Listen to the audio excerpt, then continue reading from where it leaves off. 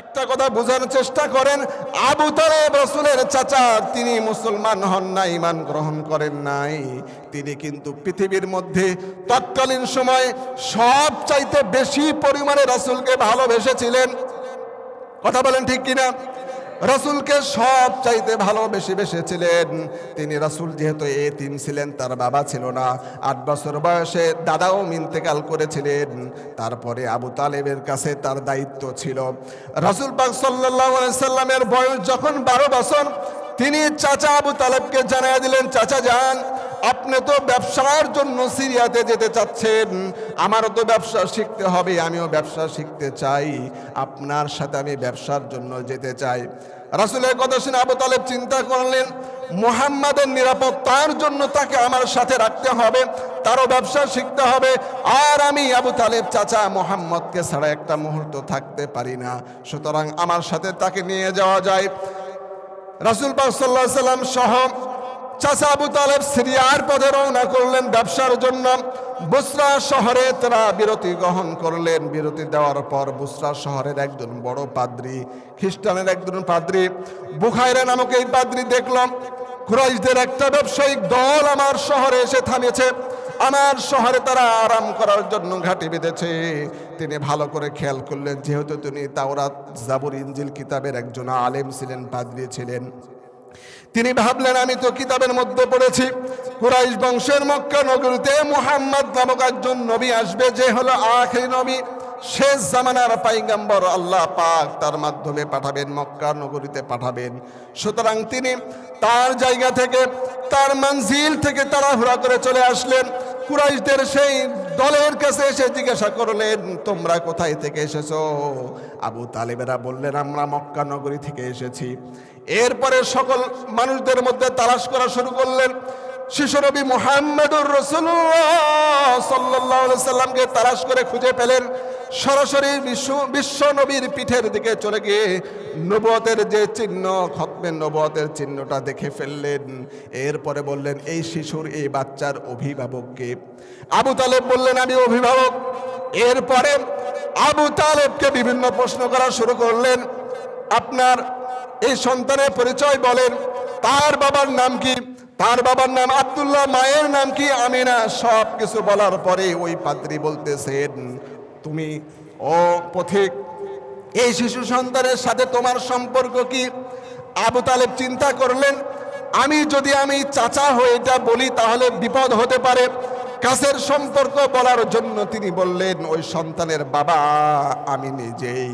এরপরে ওই পাদ্রী বলতেছে, আপনি মিথ্যা কথা বলছেন, আপনি যদি বাবা হন তাহলে এই ছেলের নাম মুহাম্মদ হতে পারে না, আর এই ছেলে যদি মুহাম্মদ হয় তাহলে আপনি আবু তালেব তার বাবা হতে পারেন না।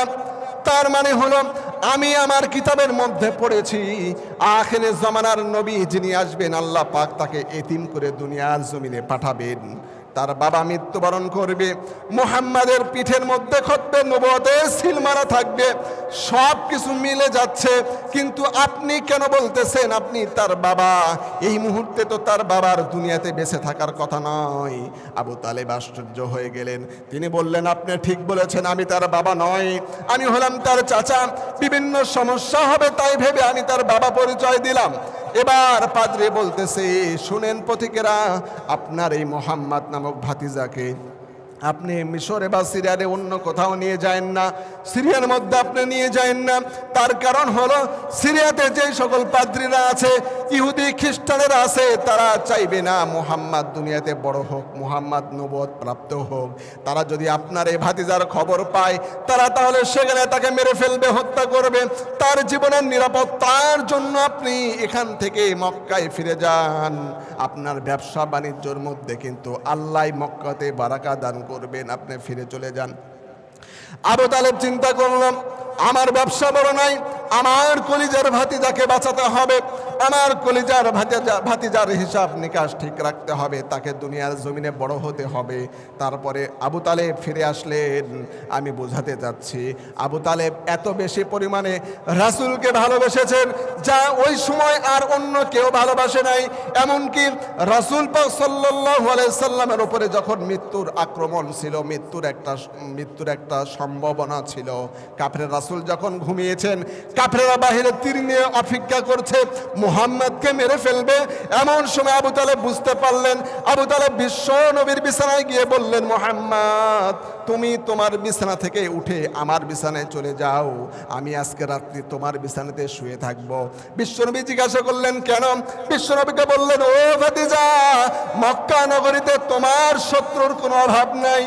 তোমাকে কাফেরেরা মৃত্যু দেওয়ার জন্য, মেরে ফেলার জন্য তীর নিয়ে তারা চলে এসেছে, তোমাকে হত্যা করে ফেলবে। আমি বেঁচে থাকতে, আমার শরীরে এক বিন্দু তাজা রক্ত থাকতে আমি তোমাকে কোনো তোমার ক্ষতি হতে দেব না। ও মুহাম্মদ তুমি আমার বিছানায় চলে যাও। একটাবার চিন্তা করে দেখেন, আবু তালেব মুসলমান কিন্তু হতে পারে নাই, আবু তালেবের কপালে কিন্তু হেদায়েত আসে নাই, কিন্তু রাসূলকে যে পরিমাণ ভালোবেসেছেন, যে পরিমাণ মহাব্বত করেছেন, আমাদের মতো দুর্বল মুসলমান এখন পর্যন্ত রাসূলকে ওই পরিমাণ ভালোবাসতে পারি নাই। এখন পর্যন্ত সেই ভালোবাসার ক্ষমতা আমাদের হয় নাই। সেই আবু তালেব জাহান্নামে যাবে কেন? সে রাসূলকে ভালোবেসেছে ঠিক আছে, কিন্তু রাসূলের আদর্শকে অনুসরণ করতে পারে নাই। কথা বলেন ঠিক কিনা? রাসূলের সুন্নত গ্রহণ করতে পারেনি, রাসূলের বাতিয়ে দেওয়া, বলে দেওয়া রাস্তায় চলতে পারেনি, এজন্য সে জাহান্নামে যাবে। সুতরাং মুহতারাম ভাইরা, আজও যদি আমরা খালি মুখে বলি রাসূলকে ভালোবাসি, রাসূলকে মহাব্বত করি, ওই ভালোবাসার কোনো দাম হবে না যখন পর্যন্ত আমরা রাসূলের আদর্শ গ্রহণ না করব, রাসূলের দেখিয়ে দেওয়া পথে যখন না চলবো, তখন আমার আপনার কোনো লাভ হবে না।